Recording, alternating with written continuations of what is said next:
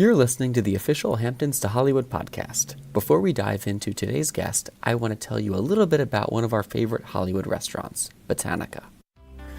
At Hamptons to Hollywood, we love food, both eating it and recommending great places for you, our audience, to eat. Hamptons to Hollywood's restaurant of the month for May is Botanica, a delicious, locally sourced, organic eatery located in Silver Lake that is as charming as it is yummy.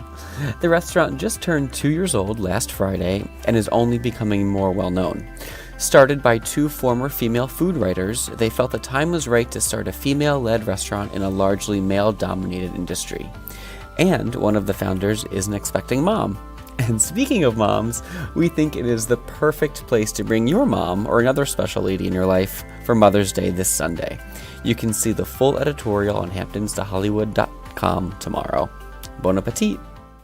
Hey guys, it's me, Kyle Langan, host of the podcast and founder of hamptonstohollywood.com. Today's guest is a special one in my heart. I sat down with Felicia Jackson, photographer, childcare guru, and my mom. In advance of Mother's Day, we talked about parenthood. She shared some of her famous child-rearing tips. We chatted about mother-son relationships, and we laughed. A lot. Now you know where I get it. So without further ado, here's my mom, Felicia. Okay, Mom. Yes. Thank you for being on the Hamptons to Hollywood podcast. Oh, you're welcome. Okay, sit up closer to the microphone. Get off of your phone. All right, we are sitting here on this night having a glass of wine. Cheers. Cheers. Stop playing Sugar Smash or whatever it's called. Candy Crush. It helps me relax. Okay. So, oh, it's strong. So I wanted to have you as a guest. You really can't play that while we're recording. What are you doing?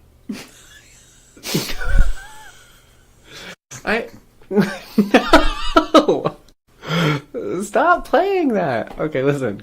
Can you tell my birth story really quick? Well, it's your first baby. You don't know what's going to happen. You don't know what's going on. They tell you it's going to take 20 hours, 16 to 20 hours to have a baby. So, and you go to these birthing classes, Lamaze classes, and they teach you how to breathe, whatever. So, then the day comes, I just felt kind of funny, and I was getting pains that I thought were contractions, but I wasn't sure. And they say, oh, time them. And then 5 minutes later, I'd have another one. I'm like, wait, is this real? And I remember Daddy saying, you think I have time to go to Home Depot and get some wood? A shelf or something. No, I don't think you have enough time. And so they kept hurting. And this was like in the morning. This was like maybe 10 o'clock in the morning. Then Daddy called the doctor. And she said, oh, well, you got plenty of time, but if you feel like you want to come to the hospital, you can come to the hospital, whatever. So we waited about half an hour, and we called her and said we were going to the hospital. So we drive, and I'm in the car. It was so uncomfortable. It hurt so bad. Every bump. We get to the hospital. They put me in a wheelchair. They wheel me across cobblestone. That's so fun. And I wanted to just rip my head off. It hurt so bad. We get up to the whatever room, they check in, I'm in the room, and then this boy comes in to do the exam. My doctor wasn't there yet. And by boy, I mean boy. He was 20 years old. I guess he was a resident intern. I don't know what he was, but he was really young.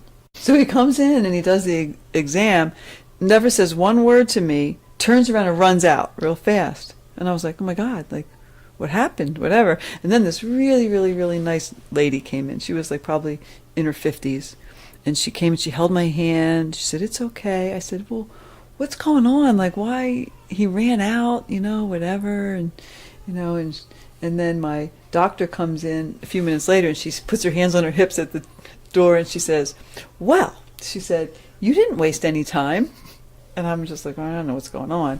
And then I looked at the lady that was next to me and I said, well, what's going on? How dilated am I? And she said, 10. And I'm like, 10? Oh my God, I need something. You gotta give me something. And that's when the doctor, she's hands on her hips honey, it's too late. So I was freaking out because in my head, I'm thinking, it's only been 2 hours. I'm thinking I got 16 hours to go. So I'm like in having a panic attack, and I'm holding this lady's hand, and I remember looking at her saying, "Do you have kids?" "Yeah, I have 6. "You did this 6 times?" She said, "Yes." "Okay." And then she's telling me to breathe. Like, so now I'm trying to remember from Lamaze, and I'm trying to breathe, but I'm breathing like the, real like long breaths, and it wasn't working. I was like starting to hyperventilate. Yeah. Because I was too far along for that. And then, one thing led to another, and then there was like 3 nurses sitting on the counter, like I could see them. Like I'm laying down, I could see them. Why were they like observing or something? No, they were just waiting for the baby to come out. They were like the neonatal nurses, I think. So like my doctor was there, the midwife or the nurse, whatever, she was helping me. Daddy was there. And the nurses are just holding their clipboards, just kind of waiting for the baby to be born, because that's when they step in. And then all of a sudden, my water broke, and it it just kind of like shot across the room and hit one of the nurses. She dropped her clipboard, and I was so embarrassed. Oh my god! They were like, "Well, whatever, it happens." Because why did it shoot? Because she said like the baby's head, like my water never broke, so that's why I thought, oh, I can't be in labor. I thought your water breaks when you go in labor, but apparently it doesn't. So she had to break the water, but what happened was when she broke it, I guess she put something in there, pokes it, and it just popped. But your head was so far down, like it was ready to come out, that it. You know how when you put your finger on a hose, when the water's coming out and it shoots out? That's what it was. That's what it was like. Oh it was so funny. Well, you've had a very cool life, interesting life. Interesting. And I wanted to talk to you about that, and also what it means to be a mother, because you're a very good mom. Oh, thanks, honey. And you have a very like maternal way about you that I think a lot of people gravitate toward. Oh, really? Yeah. So, but before we get into the motherhood talks, okay, listen, you can't, that picks up. Stop. It's just adjusting the watch strap. Okay, so before we get into the motherhood talk, I wanted to kind of talk about your life and where you came from. Okay. And how that... My humble beginnings. And how that has informed who you are today. So Informed or influenced? both. It's informed you. Your life has... Okay. Okay. Correcting my grammar. My word choice. Okay, so where were you born? It was a cold winter's day. You were born in... I was born in Pennsylvania. Mm-hmm. And what kind of parents would you say that Noni and Pop-Pop were, your parents? What kind of parenting style did they execute with you and your siblings? Well, they were very loving. They were somewhat strict. In what way? Well, when you're a kid, you don't like to do chores. They made us do chores. I had to paint the fence. Mm-hmm. I had to paint the door, mow the lawn. Right. Yeah, we had stuff to do like that, but, we also did fun stuff. They were kind of hands-off. Like, they kind of just let us go. Like, Yeah. But things were different then, too. I could just go out and say, I'll be back at dinner.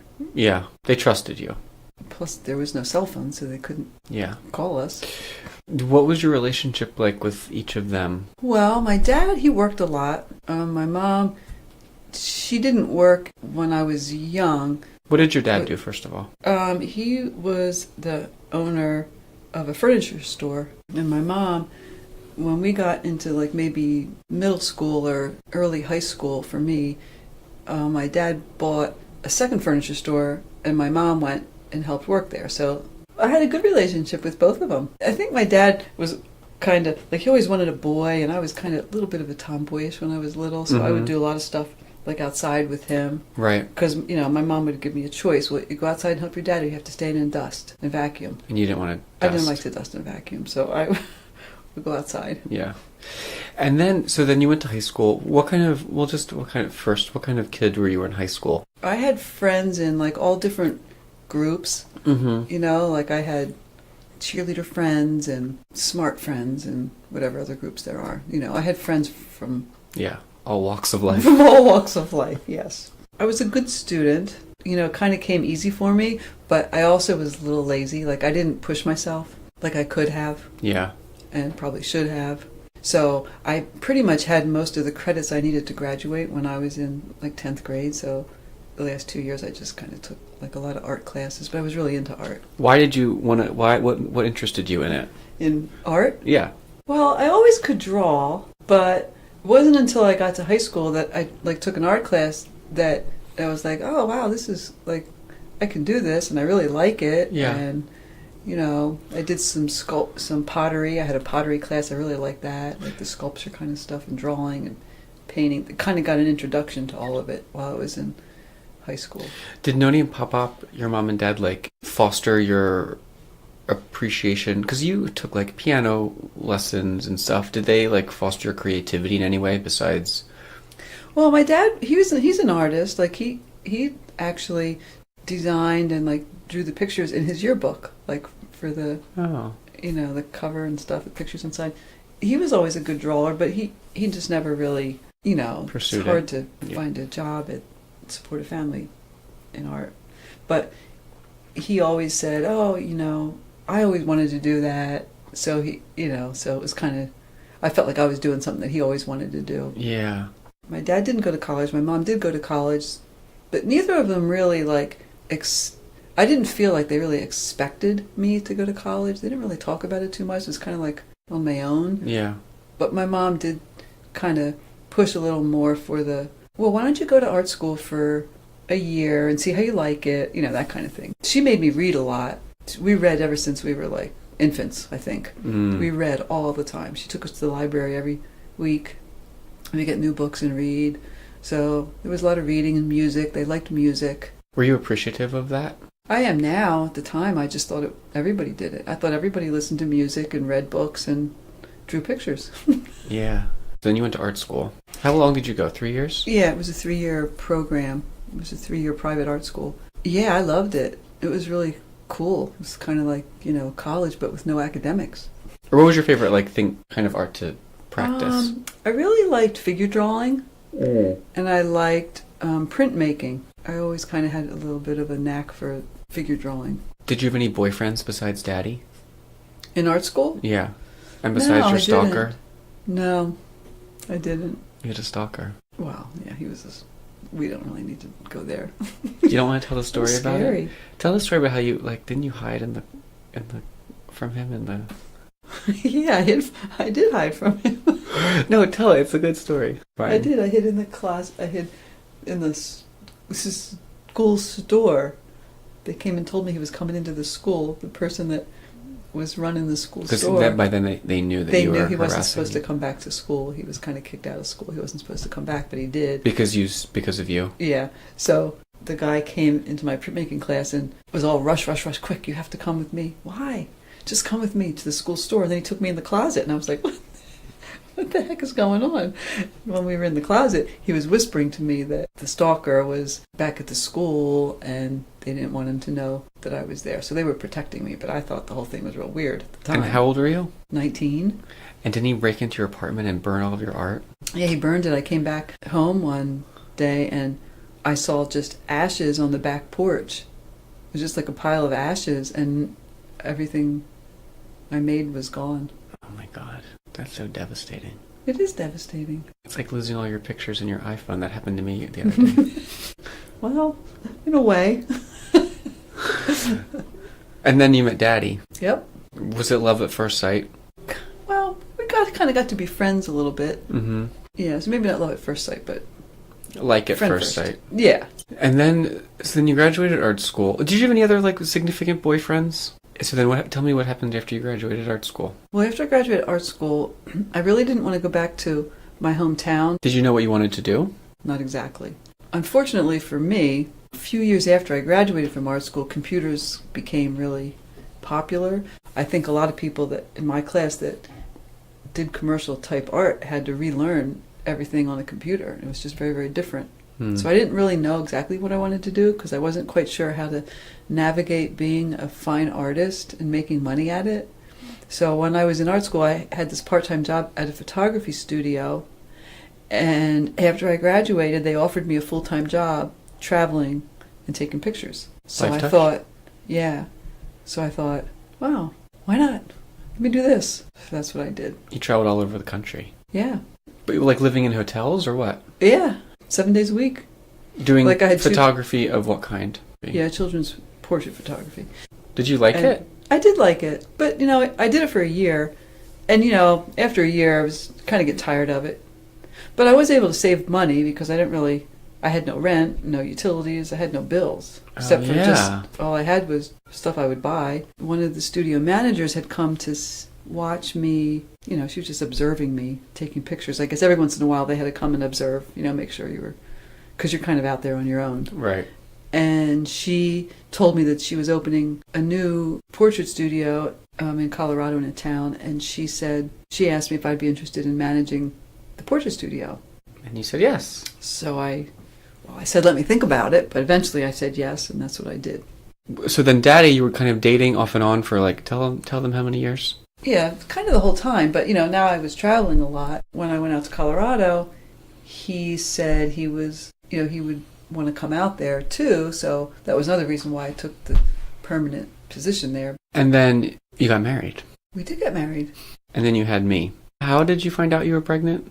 I was getting tired, and I remember going into work, and I was just in the afternoon I would just get so tired, I could hardly keep my eyes open. Yeah.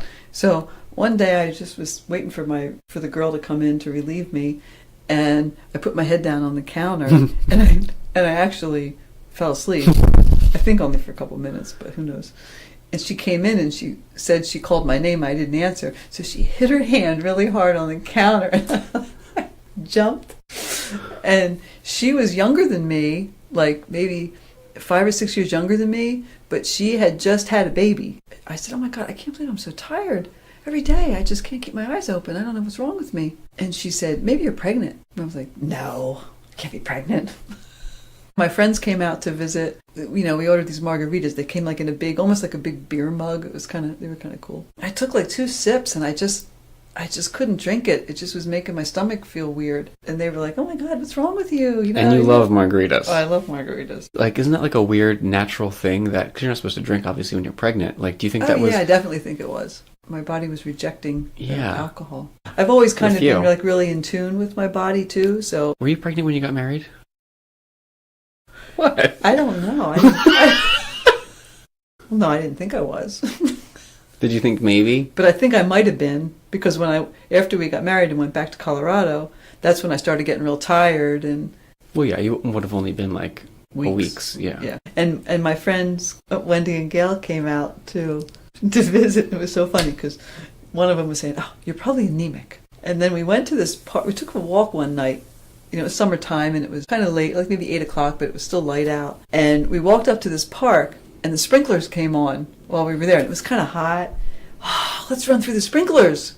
And I was like, oh, that sounds like a great idea. But I was so tired, I just couldn't even bring myself to run through the sprinklers. The week after they left, I went to get a pregnancy test. I couldn't think of any other reason why I was feeling so horrible. And you were 26. And then you had me. And then I had you. How did your life change when you became a parent? Maybe I should say, how did you change when you became a parent? Well... Aside from the daily changing diapers, do you know what I mean? How do you think that you changed? Well, I think I got more nervous. I think I had more anxiety. I think I felt more oh my God, this person totally depends on me. That's a lot of pressure. But did you feel a shift in the person that you thought that you were? Because up until that point you kind of were an artist and a photographer, and did you define yourself in a different way? Yeah, maybe a little bit, because I wasn't as, I think it kind of forced me to be more responsible.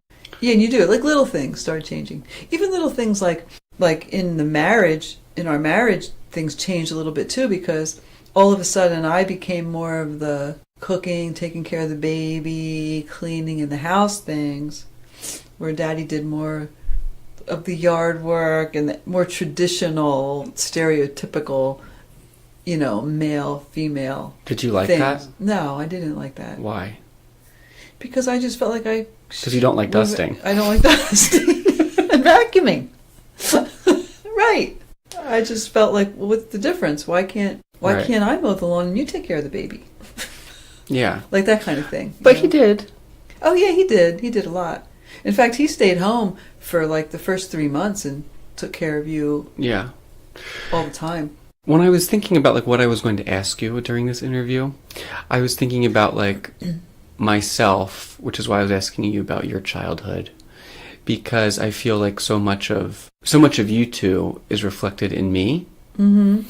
And when you were just saying about like gender roles and stuff, like I always felt like I never understood those gender roles.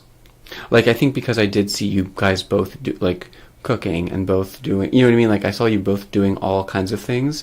And I think in my adult life, I wasn't aware that like that women are looked at as less than men because I never grew up with that. Well, they are. But I always, because you and Daddy were so egalitarian in that way, and I feel like I never expected like that one should do this and one should do that, or that, I don't know, I just always, everyone was equal. And it was such a rude awakening when I realized that they aren't. Yeah, so you're lucky if you find someone that is like that. And then you had me, which was like obviously the best years of your life. And then and then Sean came along later. 8 years later, you had Sean. Yeah, and I had another best years of my life. Well, first of all, what did you, because Sean and I are very different, so did you have to kind of throw out the rule book that you used, the rule book, like not your, like an actual rule book, but like your own kind of learned like teachings of me and start fresh with Sean? Well, no, I feel like I did kind of the same things, but every individual is different. I mean, you know you're not going to have a second baby. It's not going to be a carbon copy of the first. Right. Yeah, because you were like a really, really needy baby. And Sean, he was a little bit more like, he could cry and, crying and whatever. And, I'd be holding him in my arms or rocking him, whatever. And he wouldn't calm down. And then I would just get like so frustrated, like, oh my God, what's wrong with me? I can't even like soothe my own baby. And then I just went and laid him down in his crib because he just wanted to be left alone. I was frustrated and he just wanted to go to sleep on his own.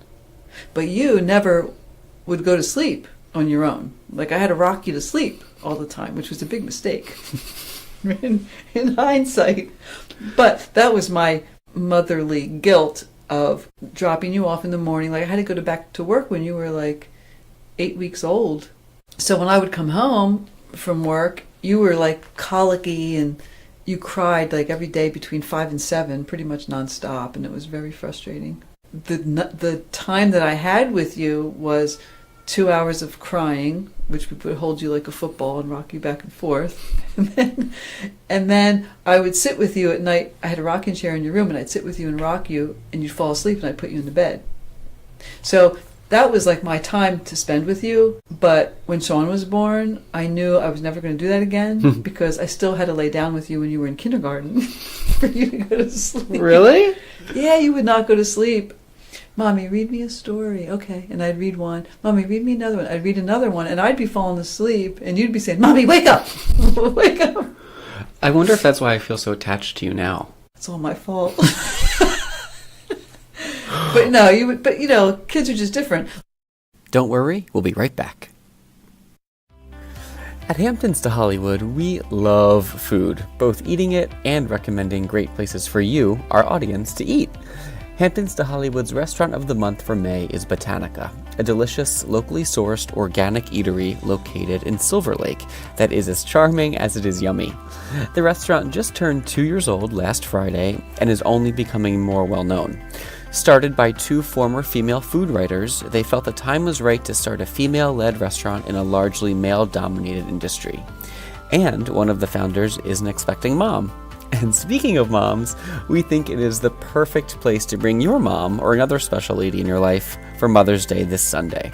You can see the full editorial on hamptonstohollywood.com tomorrow. Bon appetit! So then you were raising both of us and then whatever, and then you stopped working in the photography industry and you went into business for yourself and you started a childcare service. Yes, I did. I feel like you're kind of like the go-to girl. Go-to girl. I like that. But over the years, I've observed a lot of parents who, like, have been your clients that have come to you and been like, what do I do? Like, they won't stop crying, or how do I, what's an easy trick to make them eat their vegetables, or whatever it is. And you have all this insight and all these tricks. And so how do you think that you got there to be this guru of child behavior? Well, I think it's just like anything else. The more you do it, the better you get at it. I mean, I had 2 kids. Sean was 3 when I started doing this. But even when you started out doing it, I think that you had like a really good basis. You know what I mean? Like, I always liked kids. I mean, I worked with kids pretty much my whole life. I was always taking pictures of them. Right. I knew a little bit about the psychology of children. Right. Did you supplement what you already knew with any books or anything? Like, did you read books about? Well, I read books when you were little. Yeah. Too, about toddlers and things like that. And then, when I went back to school, I took educational psychology classes and child psychology and adolescent psychology classes. So I think that kind of helped a little bit too. What do you think? Do you think there's a universal thing that all parents should do? Yeah, teach them how to fall asleep on their own. Seriously. Because it's beneficial for the parents and for the children. No mother wants to listen to their child cry. It's just like this maternal instinct kicks in and you can't, you have to go to the child when they're crying. But even from infancy, babies they know, for example, they know that if you let them in the room and let them cry for 10 minutes and then go in, they know they have to cry for 10 minutes before you go in. And if you let them cry for half an hour and go in, they know, well, it's going to take a half an hour of me crying before she gets in here and does what I want. So if you never go in one time, literally one time, and it took 40 minutes, the next night they're only going to cry for 30 minutes before they fall asleep. And then the next night it's going to be 25 minutes. And, it's beneficial 2 ways. You, as the parent, are not, you're going to get to sleep. Yeah. And the child's going to learn how to self-soothe. I mean, I think it's one of the first things they need to learn. And what about when you're raising older kids? Is there something that you think all parents should do? 5, 6, 7, 8 age group? Well, then I think it's more about teaching them kindness and sharing and empathy, because, I think they're core values, You have to be kind to people. You have to treat people with respect. Yeah. Don't throw the first punch, those kinds of things. But don't get walked all over and don't let anybody disrespect you. I think that the biggest thing now that I recognize about myself was I do have a lot of empathy, so I'm sure that has a lot to do with you. But communication, I feel like you and Daddy both, you always really reinforced the idea that no matter what happens, I could tell you anything. Yeah, we did. Well, it started with whining. When you're whining, I hate whining. When you're whining, we would say, don't whine, use words. Tell me what's wrong. Are you sad? Are you mad? What's wrong? Somebody hurt you? We would try and get you to talk that way, because sometimes you would just cry for no reason. And so that kind of helped, because then you would, I remember making the game out of it, and I would make you do faces. I would say, show me a happy face, show me a sad face, show me a surprised face, show me an angry face, and you would do things, you would express myself that way. Yeah. In my adult life, I just feel I take that, I get really, really frustrated when people can't express themselves. Well, a lot of people can't, and it's unfortunate, but you can't control what other people... That's a whole other podcast. Yeah, but you can't. So all you can do is express yourself, and if somebody is unwilling or unable, in most cases it's unable to express themselves because maybe they never learned how, or maybe they're uncomfortable, or maybe they're afraid to express themselves. We always felt like, okay, you can tell us anything. And we were really conscious of not overreacting if you told us something that was like, oh my God, I can't believe what I just heard. Like we never punished you for telling you the truth. I mean, for telling us the truth. Like we even told Sean, I remember more distinctly speaking to Sean about that, saying, if you tell me the truth, you're not going to be in trouble. But if you lie to me, then you're going to be in trouble. And I find out you lied, you're going to be in trouble. So he would tell me the truth. And even though maybe I wanted to punish him, I didn't. I would just talk to him about it instead. And it did help foster communication, because kids are afraid sometimes to go to their parents and say something because they're afraid the parent's going to yell at them or punish them or take something away. Yeah. I mean, sometimes you have to, depending on what the severity of the situation is. Right. And now you got married again. Well, you got divorced first. And then you have 3 stepchildren. Yes, I do. How has parenting them been different than parenting your own kids? Well, I look at it more as like, I kind of was like really completely hands off in the beginning. But now Why? Well, because they have a mother. So I'm not replacing their mother. However, they would start asking me things, and what do you think, and this and that sort of thing. And what's good about it compared to your biological children is that you can kind of be like the favorite aunt or something. Like they could tell me things, don't tell my dad. Okay, I won't tell your dad. Do you tell the dad? Honestly, no, I don't tell him unless it's something, and I told them this too. If you tell me something that's really serious, like you're involved in like some kind of drug scheme or right, or something dangerous that's harmful to you, I will tell him. But if you're just talking to me about boys in school and your feelings, I said, no, I won't say anything if you don't want me to. So you just say to me, your dad and I share a lot of things. So if you start the conversation and say to me, I want to talk to you, but don't tell my dad, I won't. That builds a lot of trust. Oh, yeah, I think so. How did you navigate being parenting through a divorce? Was that hard?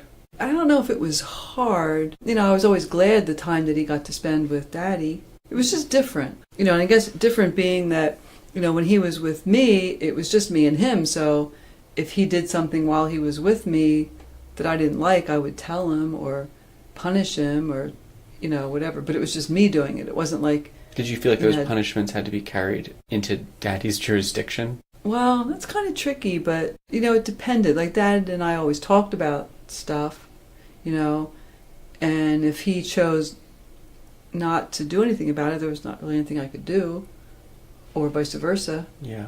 Do you think all children should have 2 parents? It's better. You mean like in the picture? Yeah. In their life? Yeah. Well, yeah. Not like biologically, obviously. I wasn't sure where you were going with that.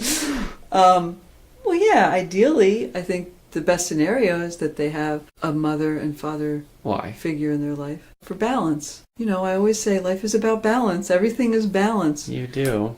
It's your balance in your eating habits, your balance in your play versus your work, balance in your relationship. Everything's a balancing act. I think there's plenty of people that have been raised with one parent that are very successful. Yeah.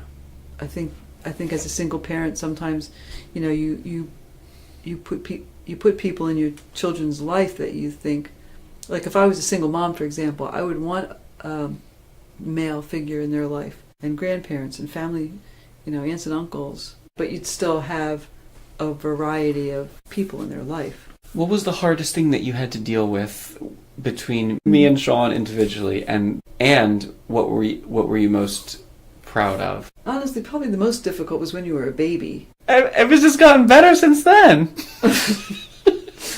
Well, because it just keeps getting better. You were an annoying baby. And when you were in school, you were pretty self-motivated. And even though wasn't like, probably you wouldn't consider it like a great accomplishment of moving all the way across the country. I was kind of proud of the fact that you did it, because it's not something that a lot of people would just pick up and go to someplace all the way 3,000 miles away where they don't know anybody and just say, I just want to go out there and try and make my way. I was really proud of you for doing that, because it's a hard thing to do, and not every personality can do that. Do you attribute that to your parenting? I never really thought about it. Well, think about it now. Do you think? I don't know. Maybe.